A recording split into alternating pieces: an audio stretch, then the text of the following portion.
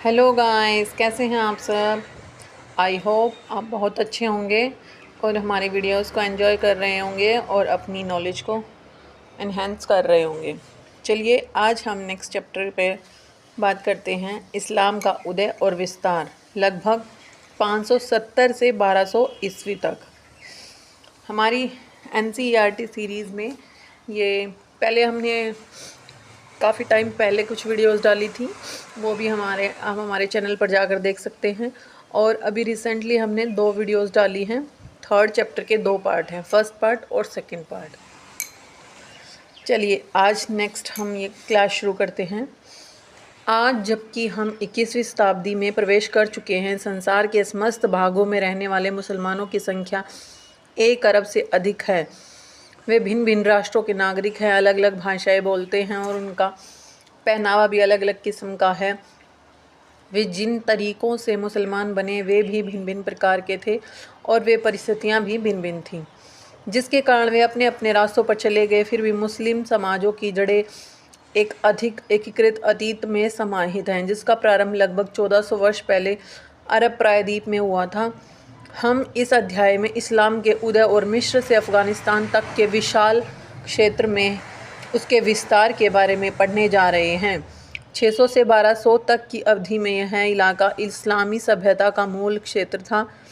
इन शताब्दियों में इस्लामी समाज में अनेक प्रकार के राजनीतिक और सांस्कृतिक प्रतिरूप दिखते हैं।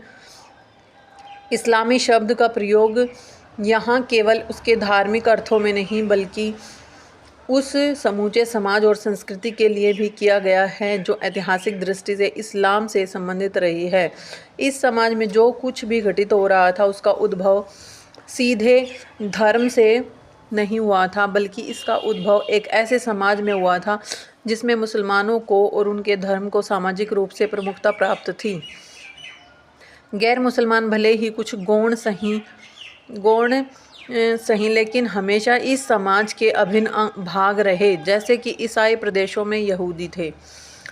ऊपर दिए गए इस्लामिक क्षेत्रों के सन 600 से 1200 तक के इतिहास के बारे में हमारी समझ इतिवृत्तों अथवा तवारीख पर, जिसमें घटनाओं का वृत्तांत कालक्रम के अनुसार दिया जाता है, और अर्ध ऐतिहासिक कृतियों पर आधारित हैं, जैसे जीवन चरित्र, सीरा, पैगंबर के कथनों और कृत्यों के अभिलेख, जिनको हदीथ और कुरान के बारे में टीकाएं, उसको तफसीर बोला जाता है।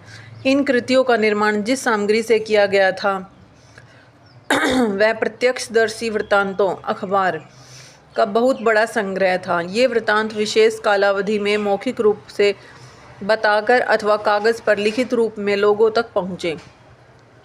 ऐसी प्रत्येक सूचना खबर की प्रामाणिकता की जांच एक आलोचनात्मक तरीके से की जाती थी, जिसमें सूचना भेजने इस्नाद की श्रृंखला का पता लगाया जाता था और वर्णनकर्ता की विश्वसनीयता स्थापित की जाती थी। यद्यपि यह तरीका नितांत दोष रहित नहीं था, लेकिन मध्यकालीन मुस्लिम लेखक सूचना का चयन करने और अपने सूचना दाताओं के अभिप्राय को समझने के मामले में विश्व के अन्य भागों के अपने समकालीन लोगों की अपेक्षा अधिक सतर्क थे। विवादास्पद मुद्दों के मामले में उन्होंने अपने स्रोतों से ज्ञात एक ही घटना के विभिन्न रूपांतरण प्रस्तुत किए और उन्हें परखने का कार्य अपने पाठकों के लिए छोड़ दिया। उनके अपने समय के आसपास की घटनाओं के बारे में उनका वर्णन अधिक सुनियोजित और विश्लेषणात्मक है और उसे अखबारों का संग्रह मात्र ही नहीं कहा जा सकता।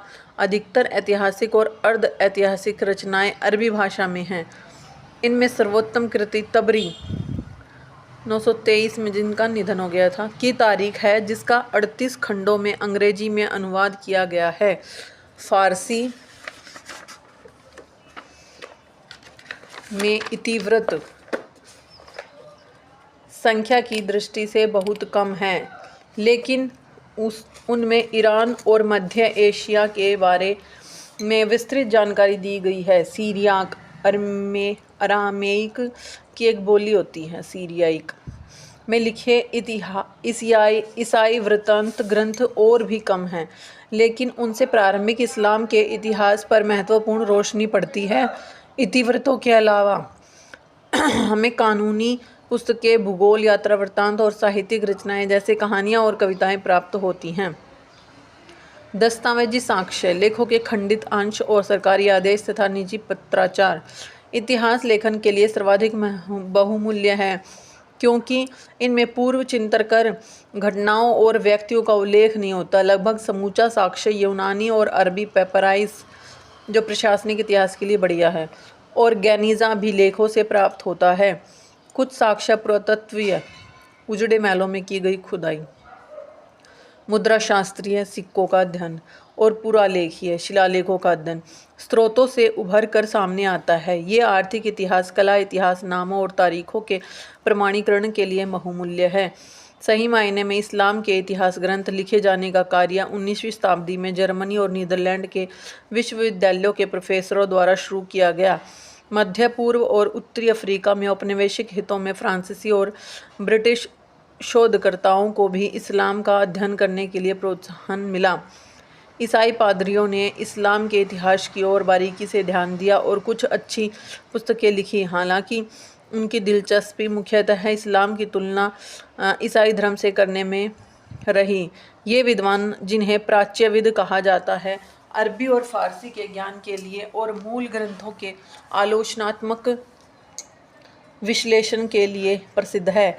इग्नाज गोल्डज़िहर हंगरी का एक यहूदी था, जिसने काहिरा के इस्लामी कॉलेज अल अज़हर में अध्ययन किया और जर्मन भाषा में इस्लामी कानून और धर्म विज्ञान के बारे में नई राह दिखाने वाली पुस्तकें लिखी। इस्लाम के 20वीं शताब्दी के इतिहासकारों ने अधिकतर प्राच्यविदों की रुचि और उनके तरीकों का ही अनुसरण किया। उन्होंने नए विषयों को शामिल करके इस्लाम के इतिहास के दायरे का विस्तार किया और अर्थशास्त्र, मानव विज्ञान और सांख्यिकी जैसे संबंधित विषयों का इस्तेमाल करके प्राच्य अध्ययन के बहुत से पहलुओं का परिष्करण किया है। इस्लाम का इतिहास लेखन इस बात का एक अच्छा उदाहरण है कि इतिहास के आधुनिक तरीकों का इस्तेमाल करके धर्म का अध्ययन किस प्रकार किया जा सकता है, ऐसे लोगों द्वारा जो स्वयं अध्ययन करने वाले धर्म के अनुयायी न हों। अरामेइक, हिब्रू और अरबी से संबंधित भाषा है। अशोक के अभिलेखों में भी इसका प्रयोग किया गया है। हाँ, अशोक के अभिलेख भी कई भाषाओं में मिलते हैं। अरामेइक भाषा, ब्राह्मी लिपि में, और अरामेइक, ब्राह्मी और एक और है जिसको मैं अभी रिकॉल नहीं कर पा रही हूँ। 3 भाषाओं में उनके अभिलेख मिलते हैं। इस संदर्भ में यह कहा जा सकता है कि कबीले रक्त संबंधों, वास्तविक या काल्पनिक, पर संगठित समाज होते थे। अरबी कबीले वंशों से बने हुए होते थे अथवा बड़े परिवारों के समूह होते थे। गैर रिश्तेदार वंशों का गढ़े हुए वंशक्रम के आधार पर इस आशा के साथ आपस में विलय होता था कि नया कबीला शक्तिशाली होता था। गैर अरब व्यक्ति, जो मवाली होते थे, कबीलों के प्रमुखों के संरक्षण से सदस्य बन जाते थे। लेकिन इस्लाम में धर्मांतरण के बाद भी मवालियों के साथ अरब मुसलमानों द्वारा समानता का व्यवहार नहीं किया जाता था और उन्हें अलग मस्जिदों में इबादत करनी पड़ती थी। अब पढ़ते हैं अरब में इस्लाम का उदय, धर्मनिष्ठा, समुदाय और राजनीति। सन 612 से 632 में पैगंबर मोहम्मद ने एक ईश्वर अल्लाह की पूजा करने का और आस्तिकों उम्मा के एक ही समाज की सदस्यता का प्रचार किया। यह इस्लाम का मूल था। पैगंबर मोहम्मद सौदागर थे और भाषा तथा संस्कृति की दृष्टि से अरबी थे। 6ठी शताब्दी की अरब संस्कृति अधिकांशतः अरब प्रायद्वीप और दक्षिणी सीरिया और मेसोपोटामिया के क्षेत्रों तक सीमित थी। अरब लोग कबीलों में बटे हुए थे। प्रत्येक कबीले का नेतृत्व एक शेख द्वारा किया जाता था, जो कुछ हद तक पारिवारिक संबंधों के आधार पर, लेकिन ज़्यादातर व्यक्तिगत साहस, बुद्धिमत्ता और उदारता, मुरव्वा के आधार पर चुना जाता था। प्रत्येक कबीले के अपने स्वयं के देवी देवता होते थे, जो बुतों, सनम के रूप में मस्जिदों में पूजे जाते थे। बहुत से अरब कबीले खानाबदोश, बद्दू यानी बेदुइन होते थे, जो खाद्य मुख्यतः खजूर और अपने ऊँटों के लिए चारों की तलाश में रेगिस्तान में सूखे क्षेत्रों से हरे भरे क्षेत्रों, नखलिस्तानों की ओर जाते रहते थे। कुछ शहरों में बस गए थे और व्यापार तथा खेती का काम करने लगे थे। पैगंबर मोहम्मद का अपना कबीला कुरैश मक्का में रहता था और उसका वहाँ के मुख्य धर्मस्थल पर नियंत्रण था। इस स्थल का ढांचा घनाकार था और उसे काबा कहा जाता था। जिसमें बुत रखे हुए थे। मक्का के बाहर के कबीले भी काबा को पवित्र मानते थे। वे इसमें अपने भी बुत रखते थे और हर वर्ष इस इबादतगाह की धार्मिक यात्रा हज करते थे। मक्का यमन और सीरिया के बीच के व्यापारी मार्गों के एक चौराहे पर स्थित था, जिससे शहर का महत्व और बढ़ गया था। काबा को एक ऐसी पवित्र जगह हरम माना जाता था जहां हिंसा वर्जित थी और सभी दर्शनार्थियों को सुरक्षा प्रदान की जाती थी। तीर्थ यात्रा और व्यापार ने खानाबदोश और बसे हुए कबीलों को एक दूसरे के साथ बातचीत करने और अपने विश्वासों और रीति रिवाजों को आपस में बांटने का मौका दिया। हालांकि बहुदेववादी अरबों को अल्लाह कहे जाने वाले परमात्मा की धारणा के बारे में अस्पष्ट सी ही जानकारी थी। संभवतः उनके बीच रहने वाले यहूदी और ईसाई कबीलों के प्रभाव के कारण, लेकिन मूर्ति और इबादत गाहों के साथ उनका लगाव सीधा और मजबूत था। सन 1612 के आसपास पैगंबर मोहम्मद ने अपने आप को खुदा का संदेशवाहक रसूल घोषित किया, जिन्हें यह प्रचार करने का आदेश दिया गया था कि केवल अल्लाह की ही इबादत यानी आराधना की जानी चाहिए। इबादत की विधियां बड़ी सरल थी, जैसे दैनिक प्रार्थना, सलत और नैतिक सिद्धांत जैसे खैरात बांटना और चोरी न करना। पैगंबर मोहम्मद ने बताया कि उन्हें आस्तिकों उम्मा के ऐसे समाज की स्थापना करनी है जो सामान्य है धार्मिक विश्वासों के जरिए आपस में जुड़े हुए हों। इस समाज के लोग ईश्वर के सामने और अन्य धार्मिक समुदायों के समक्ष धर्म के अस्तित्व में अपना विश्वास शहादा प्रकट करते थे। पैगंबर मोहम्मद के संदेश ने मक्का के उन लोगों को विशेष रूप से प्रभावित किया जो अपने आप को व्यापार और धर्म के लाभों से वंचित महसूस करते थे और एक नई सामुदायिक पहचान की बाट देखते थे। जो इस धर्म सिद्धांत को स्वीकार कर लेते थे उन्हें मुस्लिम कहा जाता था। उन्हें क़यामत के दिन मुक्ति और धरती पर रहते हुए समाज के संसाधनों में हिस्सा देने का आश्वासन दिया जाता था। मुसलमानों को शीघ्र ही मक्का के समृद्ध लोगों के भारी विरोध का सामना करना पड़ा, जिन्हें देवी देवताओं का ठुकराया जाना बुरा लगा था और जिन्होंने नए धर्म को मक्का की प्रतिष्ठा और समृद्धि के लिए खतरा समझा था। सन 622 में पैगंबर मोहम्मद को अपने अनुयायियों के साथ मदीना कूच कर जाने के लिए मजबूर होना पड़ा। पैगंबर मोहम्मद की इस यात्रा से इस्लाम के इतिहास में एक नया मोड़ आया। जिस वर्ष उनका आगमन मदीना में हुआ, उस वर्ष से मुस्लिम कैलेंडर यानी हिजरी सन की शुरुआत हुई। चलिए ये अभी देख लेते हैं। महादूत गैब्रियल का एक मध्यकालीन चित्र ये दिखाया गया है। गैब्रियल का मध्यकालीन चित्र। यह कहा जाता है कि जिब्रील पैगंबर मोहम्मद के लिए संदेश लाया करते थे। यह भी माना जाता है कि जो शब्द उन्होंने सबसे पहले पुकारा वह इकरा पाठ करो था। कुरान शब्द इकरा से बना है। इस्लामी ब्रह्मांड विज्ञान में दूतों को सृष्टि जीवन के 3 बौद्धिक रूपों में से एक माना जाता है, बाकी 2 इंसान और जिन्न हैं।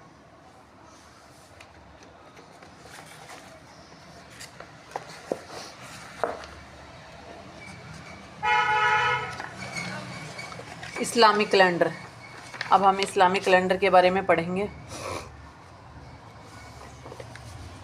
हिजरी सन की स्थापना उमर की खिलाफत के समय की गई थी, जिसका पहला वर्ष 622 ईस्वी में पड़ता था। हिजरी सन की तारीख को जब अंग्रेज़ी में लिखा जाता है तो वर्ष के बाद AH लगाया जाता है। हिजरी वर्ष चंद्र वर्ष है, जिसमें 354 दिन 29 अथवा 30 दिनों के 12 महीने मुहर्रम से दुल्हिज्जा तक होते हैं। प्रत्येक दिन सूर्यास्त के समय से शुरू होता है और प्रत्येक महीना अर्ध चंद्र के दिन से शुरू होता है। हिजरी वर्ष सौर वर्ष से 11 दिन कम होता है। अतः हिजरी का कोई भी धार्मिक त्यौहार जिनमें रमज़ान के रोजे, ईद और हज शामिल हैं, मौसम के अनुरूप नहीं होता। हिजरी कैलेंडर की तारीखों को ग्रिगोरियन कैलेंडर, जिसकी स्थापना पोप ग्रिगोरी 13वें द्वारा 1582 ईस्वी में की गई थी, की तारीखों के साथ मिलाने का कोई सरल तरीका नहीं है। इस्लामी H और ग्रिगोरियन क्रिश्चियन C वर्षों के बीच मोटे रूप से समानता की गणना निम्नलिखित फॉर्मूले से की जा सकती है। H को मल्टीप्लाई करेंगे 32 या 33 से और plus 622 C minus 622 multiply 33/32H। ये दोनों में से कोई भी फॉर्मूला अपना सकते हैं।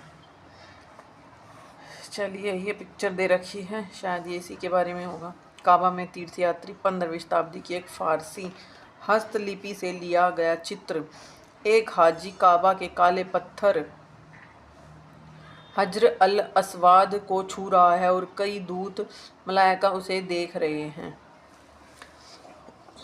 चलिए, किसी धर्म का जीवित रहना उस पर विश्वास करने वाले लोगों के जिंदा रहने पर निर्भर करता है। इन लोगों के समुदायों को आंतरिक रूप से मजबूत बनाना और उन्हें बाहरी खतरों से बचाना जरूरी होता है। सुदृढ़ीकरण और सुरक्षा के लिए राजनीतिक संस्थाओं को आवश्यकता होती है, जैसे राज्य और सरकारें, जो या तो पीछे से विरासत में प्राप्त होती हैं या फिर बाहर से प्राप्त हो जाती हैं, अथवा जिनका निर्माण बिल्कुल नए सिरे से करना पड़ता है। पैगंबर मोहम्मद ने इन तीनों तरीकों से मदीना में एक राजनीतिक व्यवस्था की स्थापना की, जिसने उनके न्यायों को सुरक्षा प्रदान की जिसकी उन्हें आवश्यकता थी, और इसके साथ साथ शहर की चल रही कलह को सुलझाया। उम्मा को एक बड़े समुदाय के रूप में बदला गया ताकि मदीना के बहुदेववादियों और यहूदियों को पैगंबर मोहम्मद के राजनीतिक नेतृत्व के अंतर्गत लाया जा सके। पैगंबर मोहम्मद ने कर्मकांडों जैसे उपवास और नैतिक सिद्धांतों को बढ़ाकर उन्हें पुरस्कृत करके धर्म को अपने अनुयायियों के लिए मजबूत बनाया।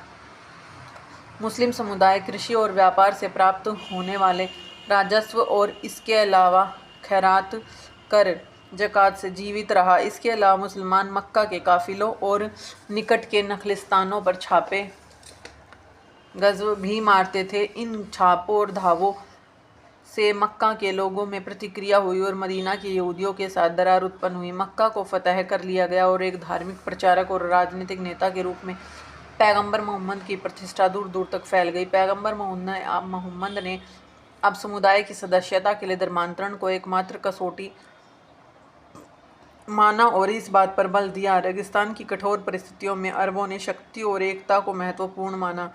पैगंबर मोहम्मद की उपलब्धियों से प्रभावित होकर बहुत से कबीलों, अधिकांशतः बद्दुओं ने अपना धर्म बदलकर इस्लाम को अपना लिया और उस समाज में शामिल हो गए। पैगंबर मोहम्मद द्वारा संरचित गठजोड़ का फैलाव समूचे अरब देश में हो गया। मदीना उभरते हुए इस्लामी राज्य की प्रशासनिक राजधानी और मक्का उसका धार्मिक केंद्र बन गया। काबा से बुतों को हटा दिया गया था क्योंकि मुस्लिमों के लिए जरूरी था कि वे उस स्थल की ओर मुंह करके इबादत करें। पैगंबर मोहम्मद को थोड़े ही समय में अरब प्रदेश के काफ़ी बड़े भाग को एक नए धर्म समुदाय और राज्य के अंतर्गत लाने में सफलता मिल गई। प्रारंभिक इस्लामी राज्य व्यवस्था काफ़ी लंबे समय तक अरब कबीलों और कुलों का राज्य संघ बनी रही। खलीफाओं का शासन विस्तार, गृह युद्ध और संप्रदाय निर्माण। सन 632 में पैगंबर मोहम्मद के देहांत के बाद कोई भी व्यक्ति वैध रूप से इस्लाम का अगला पैगंबर होने का दावा नहीं कर सकता था। इसके परिणाम स्वरूप उनकी राजनीतिक सत्ता उत्तराधिकार के किसी स्थापित सिद्धांत के अभाव में उम्मा को अंतरित कर दी गई। इससे नवाचारों के लिए अवसर उत्पन्न हुए, लेकिन इससे मुसलमानों में गहरे मतभेद भी पैदा हो गए। सबसे बड़ा नव परिवर्तन यह हुआ कि खिलाफत की संस्था का निर्माण हुआ, जिसमें समुदाय का नेता अमीर अल मोमिन पैगंबर का प्रतिनिधि खलीफा बन गया। इसके 4 खलीफाओं ने पैगंबर के साथ अपने गहरे और नज़दीकी संबंध के आधार पर अपनी शक्तियों का औचित्य स्थापित किया और पैगंबर द्वारा दिए गए मार्ग निर्देशों के अंतर्गत उनका कार्य जारी रखा। खिलाफत के 2 प्रमुख उद्देश्य थे। एक तो कबीलों पर नियंत्रण कायम रखना, जिनसे मिलकर उम्मा का गठन हुआ था, और दूसरा राज्य के लिए संसाधन जुटाना। पैगंबर मोहम्मद के देहावसान के बाद बहुत से कबीले इस्लामी राज्य से टूटकर अलग हो गए। कुछ कबीलों ने तो उम्मा के नमूने पर स्वयं अपने समाजों की स्थापना करने के लिए अपने स्वयं के पैगंबर बना लिए। पहले खलीफा अबू बकर ने अपने अभियानों द्वारा विद्रोहों का दमन किया। दूसरे खलीफा उमर ने उम्मा की सत्ता के विस्तार की नीति को रूप प्रदान किया। खलीफा जानता था कि उम्मा को व्यापार और करों से होने वाली मामूली आय के बल पर नहीं चलाया जा सकता। यह महसूस करते हुए कि अभियानों के रूप में मारे जाने वाले छापों से लूट की भारी धनराशि गनीमा प्राप्त की जा सकती है, खलीफा और उसके सेनापतियों ने पश्चिम में बाइजेंटाइन साम्राज्य और पूर्व में ससानी साम्राज्य के इलाकों को जीतने के लिए अपने कबीलों की शक्ति जुटाई। बाइजेंटाइन और ससानी साम्राज्य जब अपनी शक्ति के सर्वोच्च शिखर पर थे तो वे विशाल क्षेत्रों पर शासन करते थे और अरब में अपने राजनीतिक वाणिज्यिक हितों को आगे बढ़ाने के लिए उनके पास बड़ी मात्रा में संसाधन थे। बाइजेंटाइन साम्राज्य ईसाई मत को बढ़ावा देता था और ससानी साम्राज्य ईरान के प्राचीन धर्म ज़रतुश्त धर्म को संरक्षण प्रदान करता था। अरबों के आक्रमण के समय इन दो साम्राज्यों की शक्ति में धार्मिक संघर्ष और अभिजात वर्गों के विद्रोहों के कारण गिरावट आ चुकी थी। इसके कारण युद्धों और संधियों के जरिए उन्हें अपने अधीन लाना आसान हो गया था। 3 सफल अभियानों में अरबों ने सीरिया, इराक, ईरान और मिस्र को मदीना के नियंत्रण में ला दिया। सामरिक नीति, धार्मिक जोश और विरोधियों की कमजोरियों ने अरबों की सफलता में योगदान दिया। तीसरे खलीफा उथमान ने अपना नियंत्रण मध्य एशिया तक बढ़ाने के लिए और अभियान चलाए।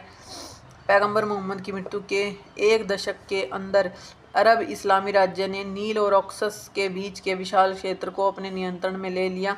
ये इलाके आज तक मुस्लिम शासन के अंतर्गत हैं। जीते गए सभी प्रांतों में खलीफाओं ने नया प्रशासनिक ढांचा लागू किया, जिनके अध्यक्ष, गवर्नर, अमीर और कबीलों के मुखिया अशरफ थे। केंद्रीय राजकोष बैत अल माल अपना राजस्व मुसलमानों द्वारा अदा किए जाने वाले करों से और इसके अलावा धावों से मिलने वाली लूट में अपने हिस्से से प्राप्त करता था। खलीफा के सैनिक, जिनमें अधिकतर बेदुइन थे, रेगिस्तान के किनारों पर बसे शहरों जैसे कुफा और बसरा में शिविरों में रहते थे ताकि वे अपने प्राकृतिक आवास स्थलों के निकट और खलीफा की कमान के अंतर्गत बने रहें। शासक वर्ग और सैनिकों को लूट में हिस्सा मिलता था और मासिक अदायगियाँ प्राप्त होती थी। गैर मुस्लिम लोगों द्वारा करों, खराज और जजिया को अदा करने में पर उनका संपत्ति का और धार्मिक कार्यों को संपन्न करने का अधिकार बना रहता था। यहूदी और ईसाई राज्य के संरक्षित लोग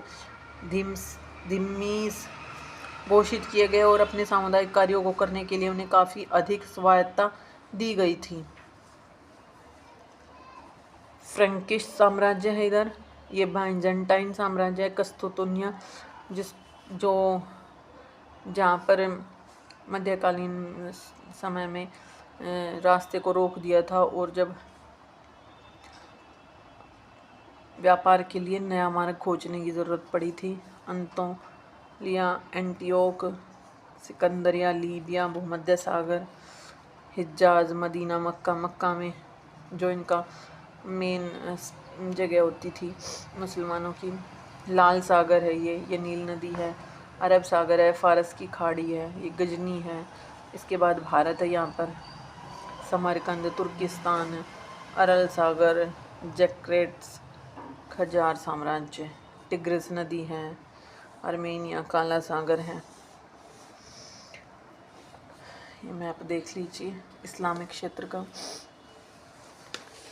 राजनीतिक विस्तार और एकीकरण का कार्य अरब कबीले सरलता से नहीं कर पाए। राज क्षेत्र के विस्तार से संसाधनों और पदों के वितरण के बारे में पैदा हुए झगड़े उम्मा की एकता के लिए खतरा बन गए। प्रारंभिक इस्लामी राज्य के शासन में मक्का के कुरैश लोगों का ही बोलबाला था। तीसरा खलीफा उथमान भी एक कुरैश था और उसने अधिक नियंत्रण प्राप्त करने के लिए प्रशासन को अपने ही आदमियों से भर दिया। इससे राज्य का मक्काई स्वरूप और अधिक जोरदार हो गया। परिणाम स्वरूप अन्य कबीलों के साथ झगड़े पैदा हो गए। इराक और मिस्र में तो विरोध था ही, अब मदीने में भी विरोध उत्पन्न हो जाने के परिणाम स्वरूप उथमान की हत्या कर दी गई। उथमान की मृत्यु के बाद अली को चौथा खलीफा नियुक्त किया गया। अली द्वारा 656 से 61 तक उन लोगों के खिलाफ जो मक्का के अभिजात तंत्र का प्रतिनिधित्व करते थे 2 युद्ध लड़े जाने के बाद मुसलमानों में दरार और गहरी हो गई। अली के समर्थकों और शत्रुओं ने बाद में इस्लाम के 2 प्रमुख संप्रदाय शिया और सुन्नी बना लिए। अली ने अपने आप को कुफा में स्थापित कर लिया और मोहम्मद की पत्नी आयशा के नेतृत्व वाली सेना को ऊँट की लड़ाई 657 में पराजित कर दिया, लेकिन वह उथमान के नातेदार और सीरिया के गवर्नर मुआविया के नेतृत्व वाले गुट का दमन नहीं कर सका। अली का दूसरा युद्ध जो सिफ़न उत्तरी मेसोपोटामिया में हुआ था संधि के रूप में समाप्त हुआ, जिसने उसके अनुयायियों को 2 धड़ों में बांट दिया। कुछ उसके वफादार बने रहे जबकि अन्य लोगों ने उसका साथ छोड़ दिया और वे खरजी कहलाने लगे। इसके शीघ्र बाद एक खरजी द्वारा कुफा में एक मस्जिद में अली की हत्या कर दी गई। उसकी मृत्यु के बाद उसके न्यायों ने उसके पुत्र हुसैन और उसके वंशजों के प्रति अपनी निष्ठा प्रकट की। मुआविया ने 661 में अपने आप को अगला खलीफा घोषित कर दिया और उमय्यद वंश की स्थापना की, जो 750 तक चलता रहा। गृह युद्धों के बाद ऐसा प्रतीत होता था कि अरबों का आधिपत्य विखंडित हो जाएगा। इस बात के भी संकेत थे कि कबायली विजेता अपने अधीनस्थ लोगों की परिष्कृत संस्कृति को अपना रहे थे। कुरैश कबीले के एक समृद्ध वंश उमय्यद के अधीन सुदृढ़ीकरण का दूसरा दौर आया। उमय्यद और राजतंत्र का केंद्रीयकरण। बड़े बड़े क्षेत्रों पर विजय प्राप्त होने से मदीना में स्थापित खिलाफत नष्ट हो गई और उसका स्थान बढ़ते हुए सत्तावादी राजतंत्र ने ले लिया। उमय्यदों ने ऐसे बहुत से राजनीतिक उपाय किए जिनसे उम्मा के भीतर उसका नेतृत्व सुदृढ़ हो गया।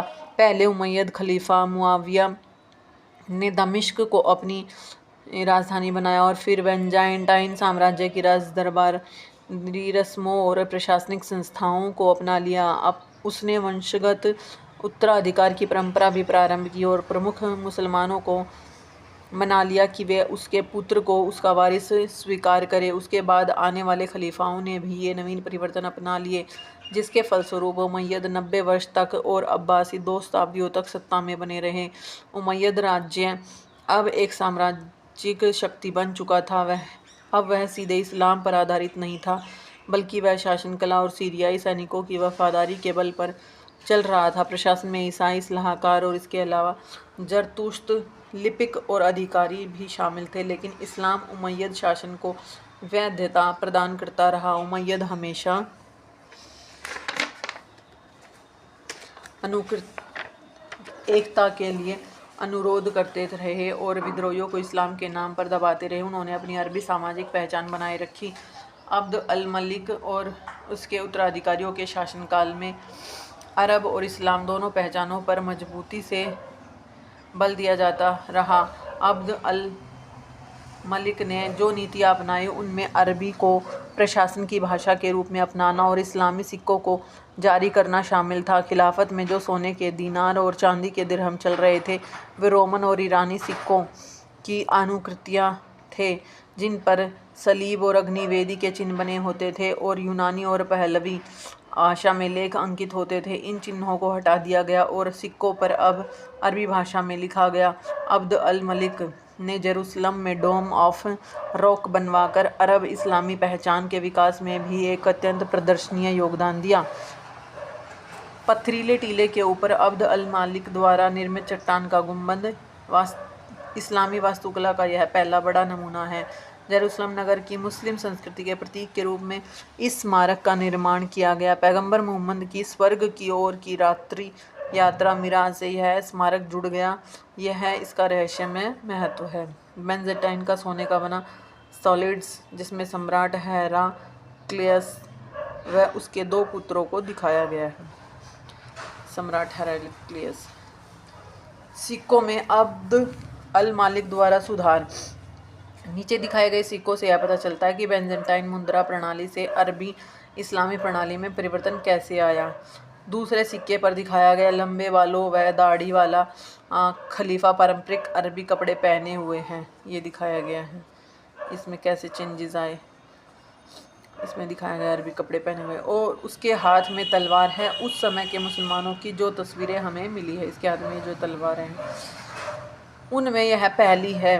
अपने में यह खास भी है क्योंकि बाद में कला व शिल्प में प्राणियों के प्रतिरूपण के प्रति विरोध होने लगा।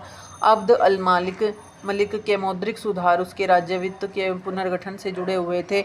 अब्द अल मलिक की सिक्के ढालने की प्रक्रिया इतनी सफल थी कि नीचे दिखाए गए तीसरे सिक्के के प्रारूप व वजन के अनुसार ही कई शताब्दियों तक सिक्के ढाले जाते रहे, जैसे दिखाया गया है। अब्द अल मलिक द्वारा अपने नाम के व रूप के साथ डाला गया सोने का दीनार, बदला हुआ दीनार जिस पर केवल लिखावट मिलती है, जैसे ये दिखा रखा है। इस पर कलीमा गड़ी हुई है, अल्लाह के सिवाय कोई अन्य खुदा नहीं है और अल्लाह का कोई शरीक नहीं है। इस पर ये लिखा हुआ है। चलिए नेक्स्ट हम अगली वीडियो में पढ़ेंगे। अभी हमारे काफ़ी सारे पेजेस रहते हैं, तो इसलिए हम एक वीडियो में इसको कवर नहीं कर पाएंगे और बाकी वीडियोज़ में इसको हम पार्ट बाय पार्ट पढ़ेंगे। ये इस चैप्टर का फर्स्ट पार्ट होगा और इससे पहले थर्ड चैप्टर के हमने 2 पार्ट डाउनलोड कर दिए हैं, आप उनको भी जाकर देखें। और हमारे चैनल को अगर अभी तक आपने सब्सक्राइब नहीं किया है तो सब्सक्राइब कर ले।